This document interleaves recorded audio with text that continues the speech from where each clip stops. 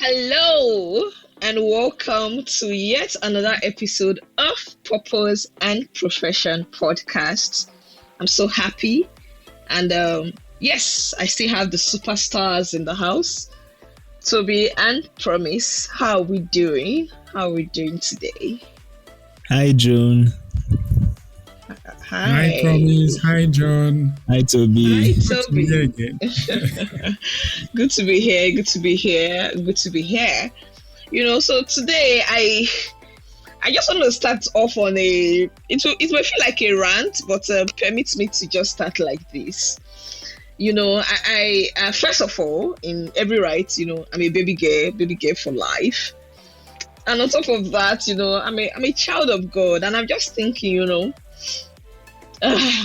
talking about life, adulthood, can't baby girl just be enjoying soft life, Can't we just live a smooth life and breathe? Like, why does everything have to scream hurdles, wahala, and adversity? I just think today I want to talk about still maintaining your steez in the words of the Gen Zs, demonstrating professionalism, maintaining excellence, and still fulfilling purpose even in the midst of adversity. That's what I want to talk about. And for an icebreaker, I don't know, Uncle Promise, Uncle Toby, how's life really been? Have you thought about a time where you really faced a very tough situation, or if adversity was a person, how would you describe their personality? Are they tough? Do they creep up on you? Or what do you have to say in this regard? Because like I said, I started off on a rant base because left to me, sometimes I just want a smooth life, What are your thoughts? So, June, for me, yeah. For me, I'd say I would refer to adversity or struggles or challenges as a teacher. That's what I would call adversity. For me personally, maybe at the earlier stage of my life, I would say yes, adversities come to me as a shocker. Recently we noticed something about my son, who is like 3 months old now. Whenever NEPA takes the light, he will shake. I will all be like, you're beginning to realize that you were born in Nigeria. So it takes him. Right, but I know that over time he will get used to it. They will take light one day and he will just sit. So I think that's what has happened to me over time, where adversity has now turned from a shocker to a teacher for me, where, to be honest, I see it as part of life now, that we must face challenges. And of course, I always have one biased view or the other. There are certain environments I'll find myself, maybe a conference, a congress, or any church service to be exact, where the pastor can pray, from today you will never know adversity in your life. You will never know trouble. You will never know challenges. I don't know how to say amen to such things. For two reasons, right? For two reasons. One is that I know that many of the things I have learned over time and the personalities I have built, the character traits I've developed over time came through one struggle or the other. Came through one challenge that I picked up a lesson from, right? And secondly, because I have accepted that this thing is part of life. Because even Jesus said it in the Bible. He said, in this life, you will face persecution, right? You will face troubles. But he gives us an assurance that we should know that we will be there with him. He will be there with us. Right? So every day, I don't look forward to trouble. I don't look forward to issues. But I know that these things are part of life. And the earlier we accept that struggles and challenges are part of everyday living, the easier it is for us to respond better. And I think maybe I'll talk about how to respond better much later. Maybe you will delve into it later in the conversation. But the earlier we are set that, see, adversities are just part of life. We just have to be ready to, we just have to know that they will always come. And once we are that conscious, right, it helps us to respond better. Because something that, and I'm trying to be careful not to use the word expect, right? Because we should not be expecting, or is it expect? We should not be expecting evil to happen, right? But we should know that it happens, and some things are just beyond our control, right? Unlike if you have the mindset that adversities don't come near me, I don't face challenges at all, I don't want trouble near me, it doesn't help you prepare well for issues, right? So at every point in time, we should know that this is how the world, we are in a wicked world, right? Things happen.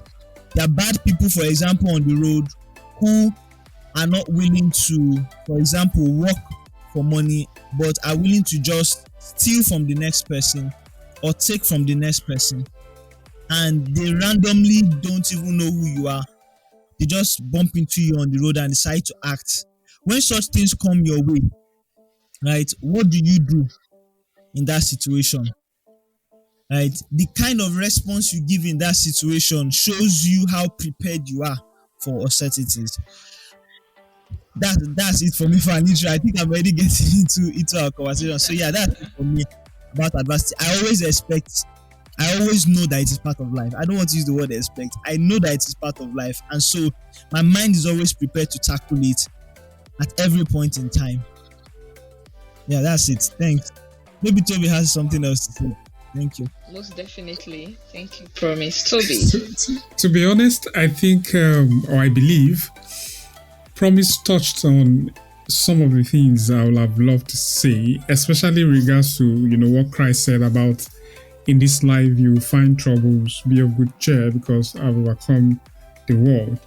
Right? There's this particular interesting song we used to sing in the church back in the days. And I remember how some pastors tried to change that song. The song says, no matter what I face, when trouble comes my way, I will praise the Lord. It now sounded like people were confessing negative things. And you remember Promise about expecting adversity, that song, they now change it to, no matter what I face, where success comes my way, I will praise the Lord. It doesn't even make sense. It is when trouble. Are you going to praise God when trouble comes your way? We change it to success. I don't know if that makes sense. Troubles will come, problems will come, challenges will come. I remember when I finished the university, 2018-2019, best graduating student, at least in terms of 6 GPA. Hey, God. Calm down. I'm going somewhere. Oh, Lord. Go on. We can hear you. And guess what? To go for service became a tug of war. Some of my results were missing. I saw them, collate them and find them together. I was on this issue for months, for years, and it felt like, I couldn't reconcile it, But over time, I realized that I needed that break. God needed to teach me some things, right? And that is what adversity will do. A gold will only become shiny when it goes through fire. It's a reminder that hardship will bring out, or adversity will bring out the best in us, and that is if we realize that it is not what defines us. So what we've seen, or what we currently see today, is that people allow adversity to define them. 1 minute. I'm currently reading 4 different types of books, and I just stretch my hand to bring out the books. 4 different types of books at the same time, right? One is Man's Search for Meaning by Viktor Frankl, an Holocaust survivor. The other one is The Mental Toughness Handbook by Damon Zacharias. The third one is The Power of Your Subconscious Mind by Joseph Murphy. And the fourth one, what's the name of the fourth one? Is As a Man Think. I forgot it, James Allen by James Allen. It's not here on my desk. You know why I said all of those things? It's not because I want to show people that I read books. It's because I really want to understand how our mind works. I bought Pastor Samadi Emi's book also. If I mention how much the book is sold in Nigerian Naira, you open your mouth. Shift by Samadi Emi. I bought it. I think before they started selling it in Nigeria, I think I bought one. Right? I won't mention the amount. The reason I invest in all of these books is just for one reason. You see, a lot of the things we go through in life, starts from how we think, our mindset, and our perception of who we are and who we think God is. I will say that again. A lot of the challenges and problems we go through is as a result of our mind, how we think, our perception of who God is, who we think we are. So many people stay in the place of hardship and problems because they feel that is what defines them. Hardship or adversity should not define you. Once you start seeing your position as who you are, then it becomes difficult for you to get out of it. And thanks for the kind of minds that are here. Everything Promise said, preach to me. And it shows that this knowledge is not resident in just one person. So the way you position yourself, the way you interpret problems, right? It is the output that you are going to get. If the problem defines you, if you not having money in your pocket makes you feel like you are poor, then you are poor. That will be your reality. But if you feel that you don't have money currently, but you will have, if you are able to do things that will make you have money, then you have money. If you are sick and you feel that, you hope this sickness will not kill you, if you continue to profess that at some point that sickness will kill you, what I'm trying to focus on is, where is your heart? How is your mind positioned when you are facing adversity? I actually relate with that point you mentioned about allowing situations to define you. I have someone who is a close relative. He's currently looking for a job. He didn't have any issues though. He resigned from his job with his own hand, believing that he can get something better. Right? Which is something else I think we need to discuss later, Joan, about quitting your job to go into certain things, right? I have somebody who quit his job. He's currently looking for a job. He has been going from one interview to another. What has been happening, according to him, is that he will pass the first level of interview, the second level of interview. When he now meets up with the MD or the owner or the founder, that's where things go bad. And they tell him he can't work here. And then he came to me and said, look, this is what I'm passing through. I've gone through 3 or 4 interviews. I do well. The HR says I'm good. The head of the department says I'm good. But once I meet with the owner, do you think there's something wrong with me? I was like, what do you mean by something wrong with you? See, those maybe there's some spiritual thing that is happening. And immediately I said, why does it have to be spiritual? Why? This thing is a mindset thing. And I began to tell him how I have been looking for a remote foreign job for the past 1 year. Some I will apply. They will not even give me a chance to, get an interview. And then I realized my mistake on my CV. I corrected the mistake. I started getting interviews. I will pass the first level, second level, get to the final stage. They will give me one excuse like, we need some time to think about what qualifications we need on our team. They will say, this other person is better. We changed our mind. We wanted to get it. It has happened to me multiple times. And I began to explain to him, I'm like, he was shocked, like, but you have a job now. He's envious of my current job. But I told him, if I did not tell you what I have been through, you would not know that I have been through it. And I found out that my issue was the way I communicated to senior level management. right? Because the way you speak to junior level managers is different from how you speak to an MD and how you speak to a CEO. You can make junior level management people comfortable, but there are certain things that somebody in senior level management wants to see. And I said, why can't you look at your problem from this perspective? Why do you have to think of this challenge as something being wrong with you or somebody attacking you? It's a mindset problem that people have when it comes to adversity. And you can't imagine how deep this problem runs. The number of people who money will miss from their hands, maybe twice, they can't explain it, and immediately they think that they are being attacked from their father's house. It's a deep problem, and it's a mindset shift that they need. Right? That's why I say I relate to that. I have so many of them, so many people like that, and to be honest, I wish that we could find some time to also address how to help these people shift from that mindset of seeing adversity as a spiritual problem all the time. Wow. We've gone so concentrated that when both of you were speaking, I'm like, Holy Ghost, help every young person that will be listening to today's episode.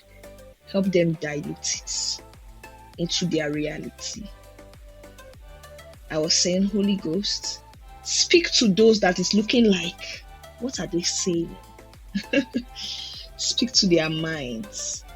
Because what we are saying is tough truths. Is the hard pills that a lot of people are not able to digest just yet. It's the reality that a lot of young believers, I'm just imagining people leaving school into adulthood, into the labor force, right? And hitting life hard, right? I'm imagining fresh graduates, campus fellowship mamas and papas who have had it a bit smooth while in university.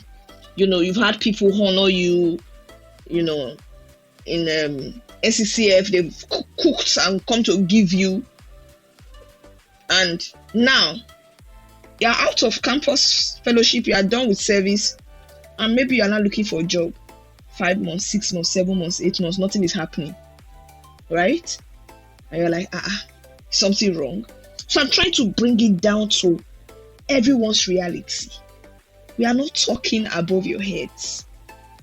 We're trying to tell you that life is happening, and that there are things that happen in life that are actually not meant to kill you. They are actually there to help you build. They are there to help you build muscles. They are there to help you shine and be ready for your next level. Life can be funny. I think I've mentioned on a previous episode, or just to my friends privately, that when I came to Lagos, the first opportunity I had was house girl work as a graduate. I haven't collected my results then, but life hit me very hard. I actually ran away from home to Lagos, and the first opportunity I took was to be a nanny. It didn't make sense. I'll be walking on the streets and I'll be crying. It was so confusing. I can imagine different scenarios as I'm sitting here and speaking, of how for some reasons, each and every of those processes, going through them has refined me. So what we are trying to tell you is that adversity must be seen as a refiner. And that because life is happening doesn't mean that you are specifically being witch hunted. We're trying to open your mind to see that purpose or living in God or being a child of God doesn't automatically exempt you from going through life. Actually, it prepares you for where God is taking you to. Before we get to the next point, I just remembered something that happened recently. And how funny that in such a situation, I was able to give an advice. An advice on a mistake I've made before. We are not perfect people. We have made mistakes. And I'm going to share one now. Recently, a colleague walked up to me and said, Joan, I'm tired. I'm going to drop my letter and I'm leaving. And I smiled. I said, what's up? And the colleague said, it doesn't make sense. We do this, do that, do this, I will resign. There are so many opportunities out there, just like what Promise is saying. I smiled. And I sat the person down and I said, let me tell you, if not over 5 years ago, I made this mistake. Adversity came and I bowed to it. I took the cheap route out. Mark the words I'm saying. I took the cheap route out. I was having a very tough time with a boss at the time. In the midst of that whole thing, sadly, I snapped on one of the occasions at my boss because it was quite a toxic place. Snapped. And that thing now foiled problem. And that boss ensured that in one way or another, I will be shamefully let go. But before that manifestation could happen, I just thought, okay, I figured it out. Latest 1, 2, 3, like this. I beg, I not do. And I left. Sorry, it's so beautiful. I'm laughing about it now. Some of the things I thought will happen, for where it didn't happen. And I became jobless for a while. I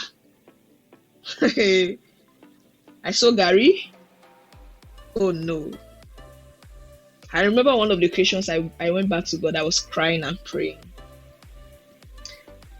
And I felt it in my spirit that I took a wrong move.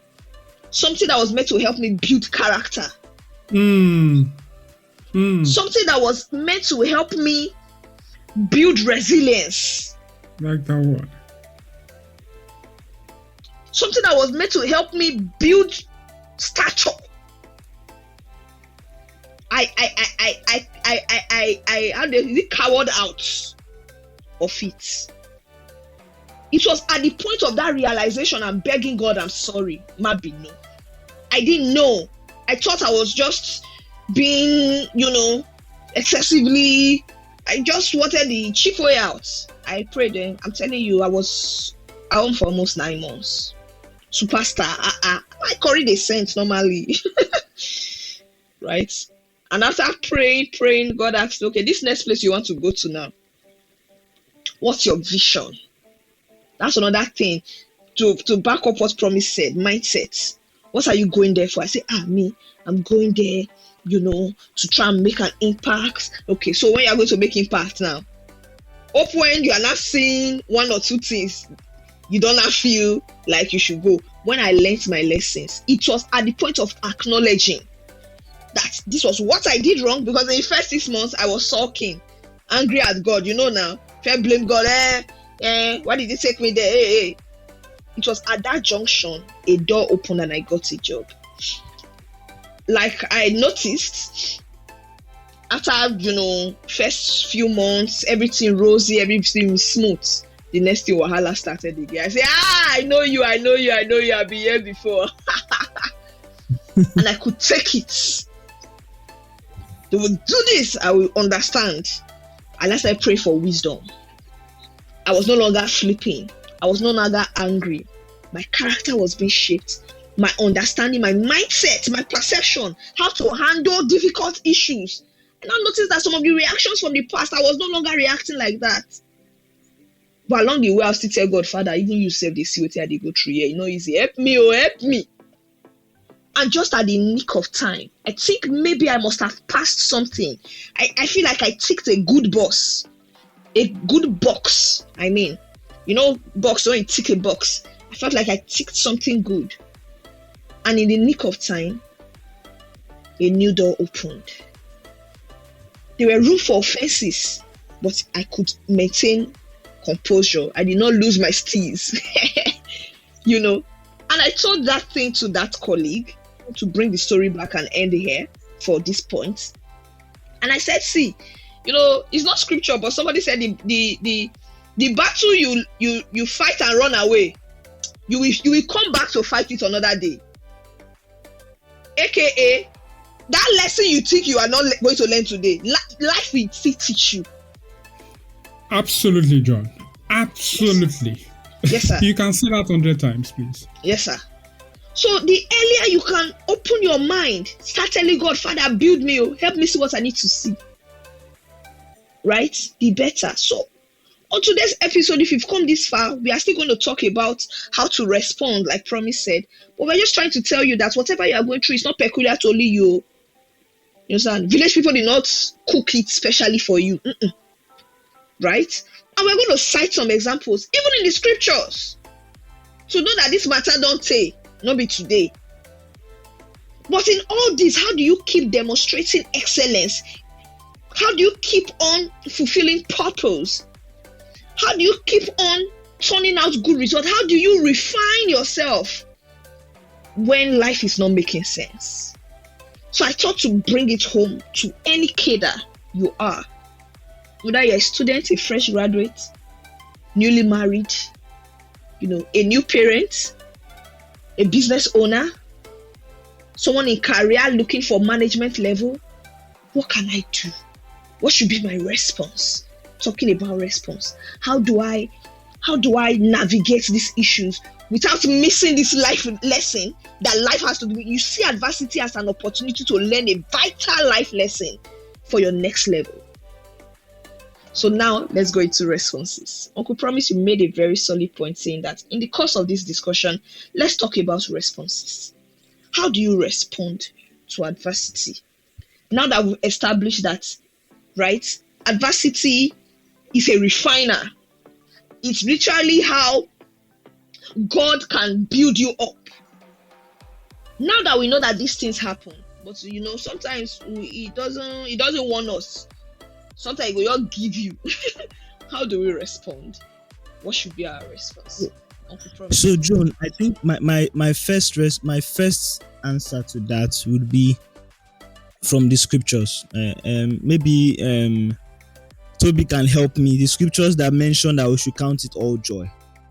I think that sentence alone would be my first advice to anyone to use as a response to any situation, any bad situation, any problem in life, to count it all joy.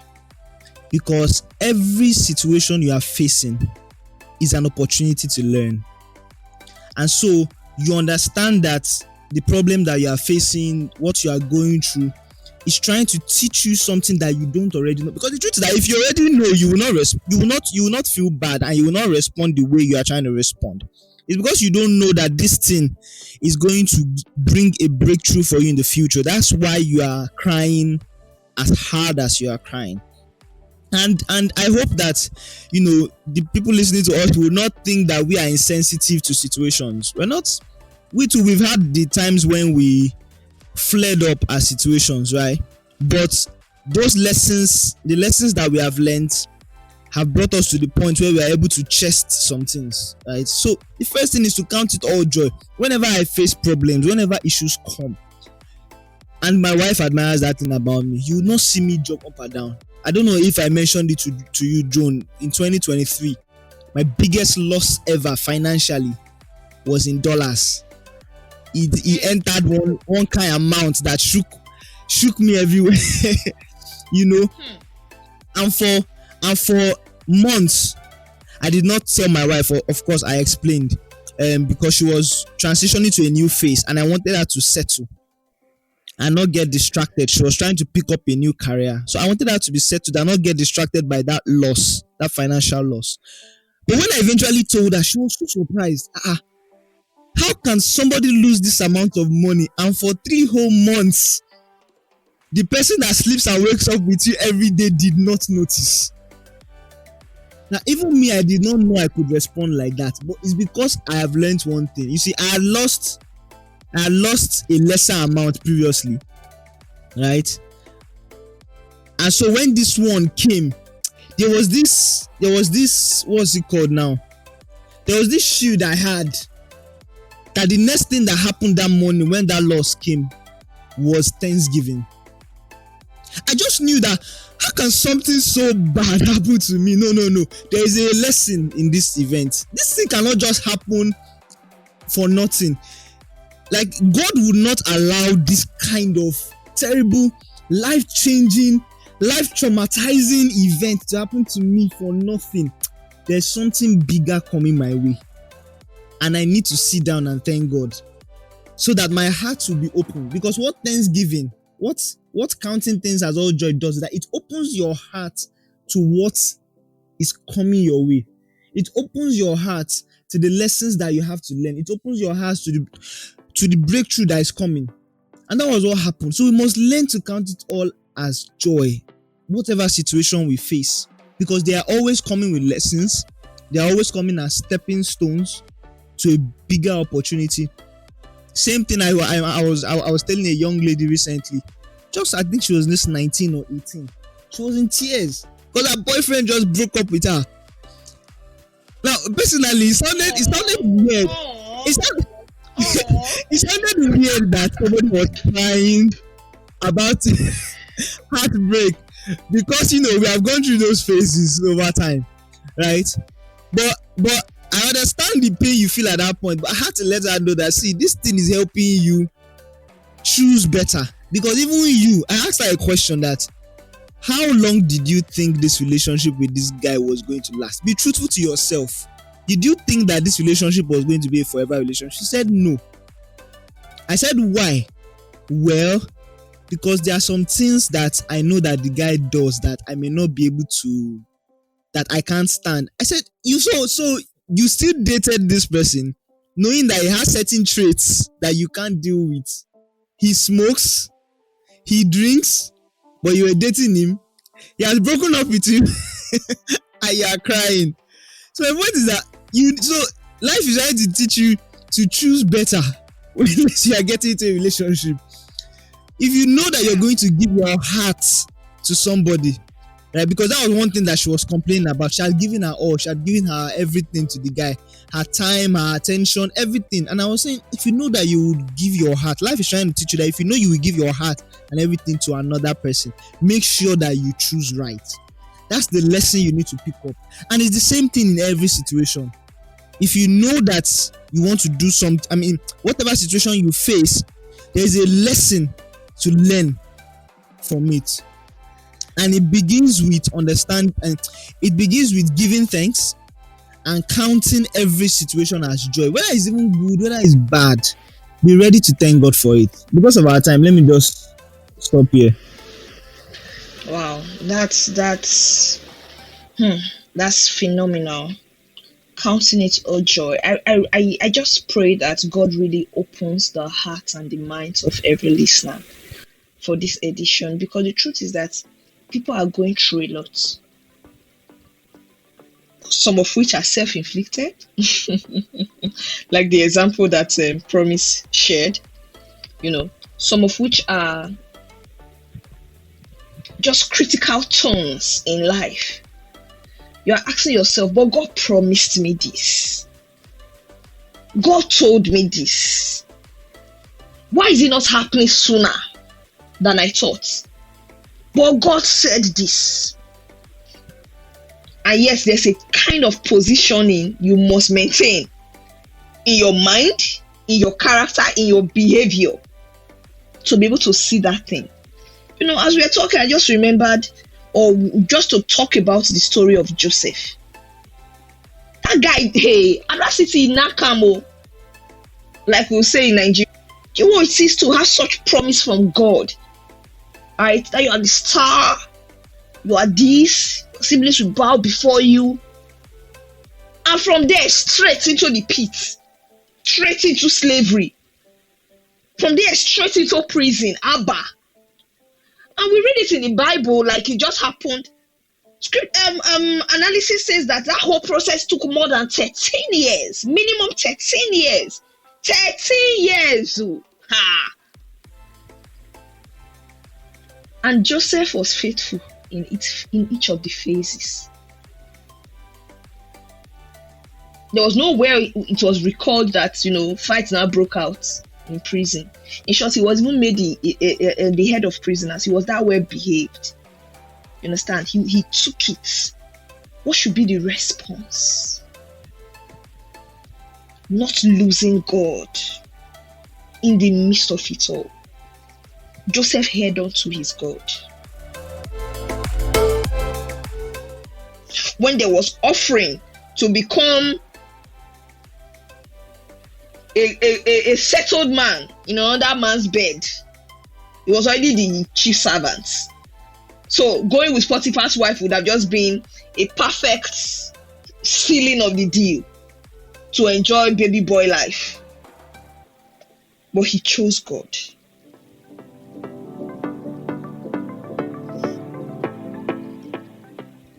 He chose God. I don't know why I'm just staying here. Someone you've held on to God so far, and it's looking like, this is 10 years now. Nothing pay, nothing change. Make I just, make I go this other side. At least let me go and try something there. Hey, hold on to God. In the midst of your holding on, what should be your response? Count it all joy.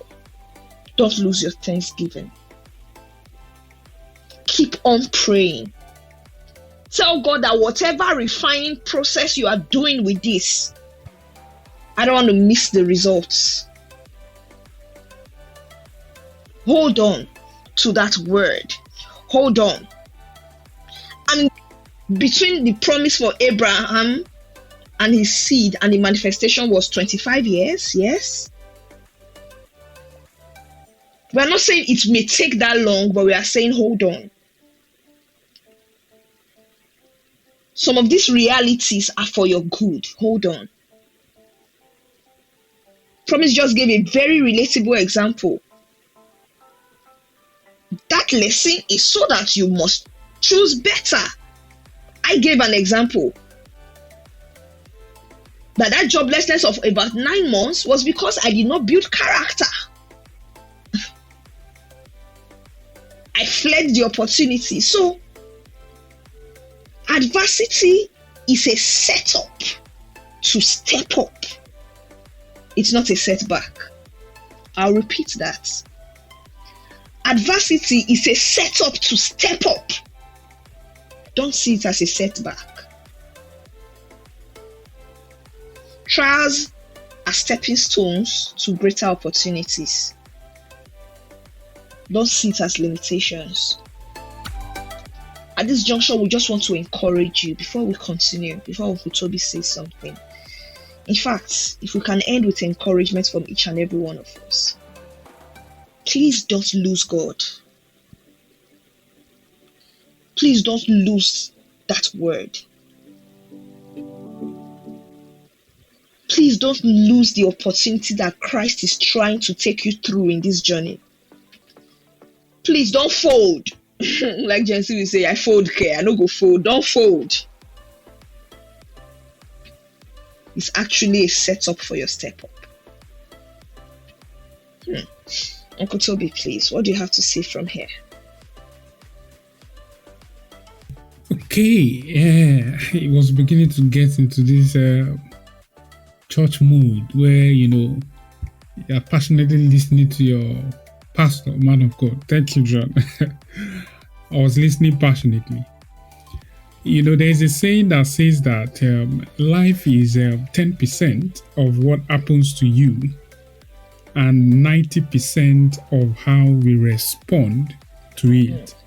So 10% in terms of things that are outside of your control, external circumstances, challenges, and events. And 90% of our attitude, our mindset, our emotional reactions, and our actions. There was something John said that I almost went through almost the same. And I quickly knew, that the lesson I was supposed to learn, the things God wanted me to know, I didn't take time. I didn't complete the process. And God sent me back, to complete that process. And all of these things can actually happen to you only when you're a child of God. That's one thing I will not take out of all of this conversation. Otherwise, it becomes just motivational. It becomes just like a motivational podcast. You have to stay in God. You have to have a relationship with Him. However, the question is, okay, there are some people who do not have a relationship with God that all of these things work for. Yes, there are some people who have mastered psychology, who have mastered, some who have built a very strong mindset and attitude. Yes, it works for them. And that's why it says that it is 90% of your attitude, your mindset, your emotional reactions, your actions. Right? So responding to adversity, just to round up from my hand, as human involves a combination of all of these things I've said: your mindset, emotional regulation, and practical actions. You need to acknowledge your emotions. Whatever it is you are going through, you need to acknowledge it. You can't deny it. It's normal to feel overwhelmed. I know from the culture we come from our own side, back in Nigeria, the way we always don't want to feel overwhelmed or helpless, especially as men. You always want to show that you are strong. No, it's always good when you are tired, when you are frustrated, to say it out. When you are sad at difficult times. So acknowledging your feelings, without judgment, without you being judgmental, it helps you to process them and, prevents them from building up. So you have an idea of what exactly it is you are going through. That is what a lot of people don't do. They don't talk to themselves. Okay, what exactly is my problem? What am I going through? Identifying that. How do I currently feel? Oh, I feel tired. I feel stressed. I feel frustrated. I feel like a failure. You need to admit, you need to acknowledge your emotions, because it is only when you acknowledge them, then you can maintain a growth mindset. You can embrace the idea that challenges are opportunities for growth. So instead of seeing the problems as something purely negative, you begin to view them as a chance to learn, to build resilience, and to discover your strength. But if you don't even know what you're going through from the start, you don't even know where to start from, right? So acknowledging your emotions is very important. Then you can embrace challenges as opportunity. One thing we don't always want to lose as human is hope. You need to maintain hope at every point in time. When there is life, that's my philosophy. When there is life, once you can still breathe, then there is hope. So even in the darkest times, remember that whatever phase you are is temporary, and there is always another phase after each of the phase. So hope will always fuel perseverance. It's also very good to seek support, ask for help, where you can ask for help from friends, from families, mentors. Talk to people. Whatever it is you are going through. We've heard cases about suicide where people are killing themselves, right? It's always good to ask, talk, speak. Whatever it is, have one person in your life that you can open up to. If you can't talk to everybody, right, have someone that you can talk to. And this one I want to mention, has always been a strategy that worked for me. Focus on what you can control. I do a lot of introspection, a lot. And I talk less to people. I talk more to myself. I was telling somebody recently that the number of tweets that I type and delete is more than the total number of tweets I've posted on social media, right? And that's because I do a lot of introspection. This thing I want to say, does it represent me? How will it sound? How will people view it? Is it even necessary? That is what I can control. I can control what I want to put out. Same way you can control how you respond to situation. You can't control the economic situation of Nigeria. If you have your boyfriend, your boyfriend or your girlfriend just jilted you or broke up with you, you can't control what your boyfriend or girlfriend has done, but you can control how you respond to it. Either negatively or positively. So you need to focus on, in difficult times, you can't control the economic situation of Nigeria. You are not the president. You are not the minister in charge of budget and planning. So whatever the economic situation is, it is not for you to say, this is how it's going to look. It is for you to work to get the best out of that economy. So it is you focusing on yourself to determine what you can do. Otherwise, you will complain about the government from now till eternity and nothing will change. You are complaining about your relationship with God. Somebody said God is always where He is.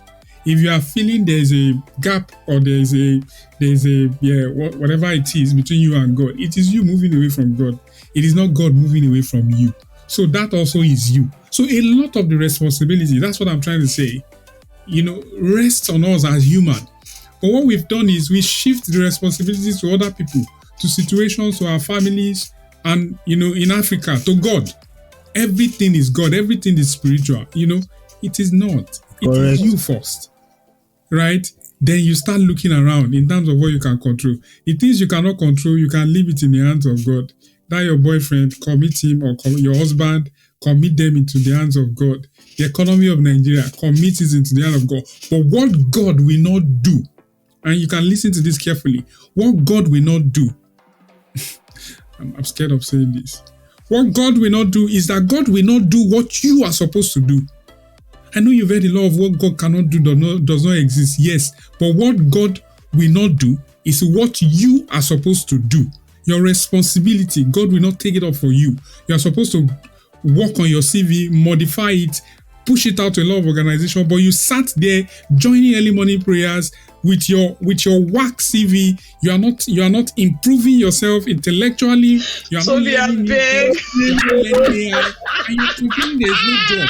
You are not doing what you're supposed to do, but you've attended all of the morning prayers. In visions, they will see you. You are the one defending all of the apostles and pastors in Nigeria.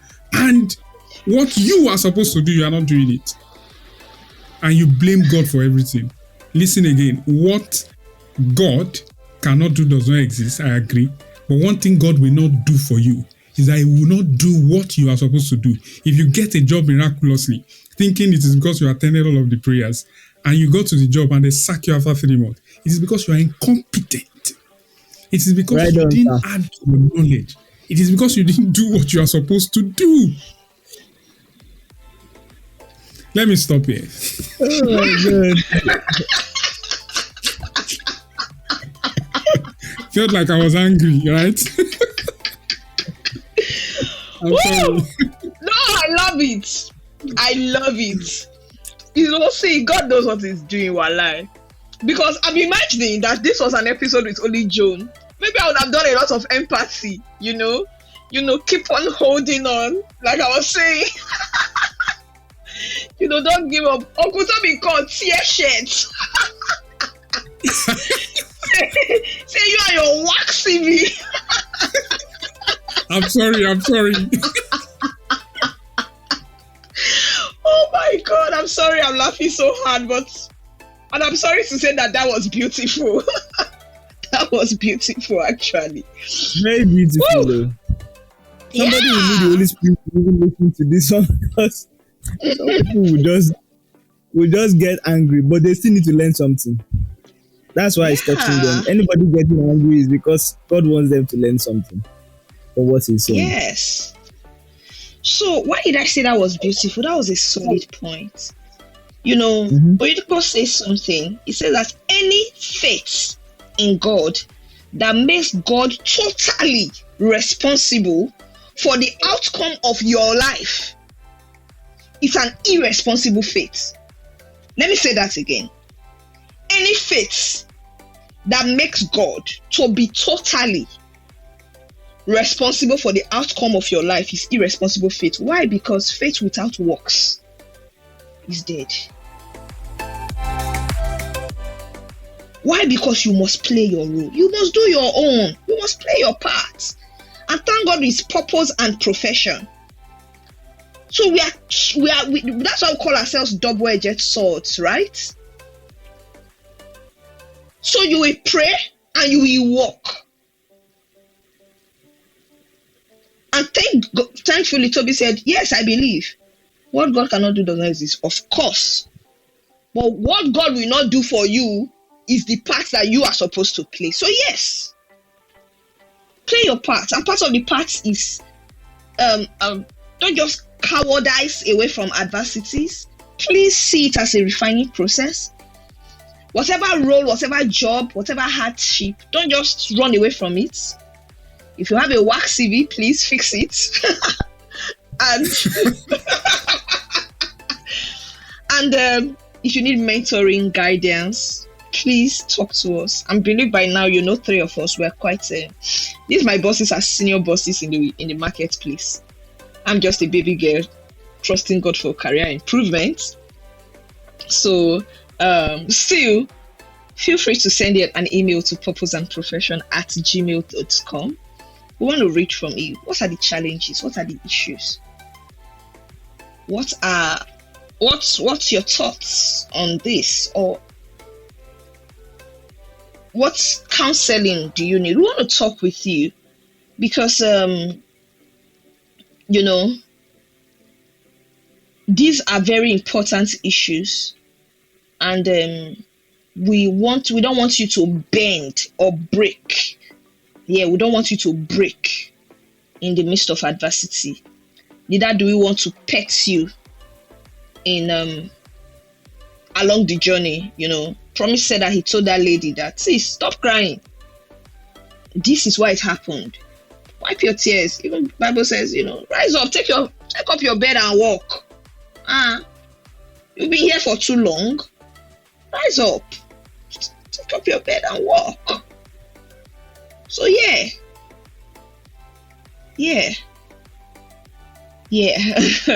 I think that brings us to the end of today's episode.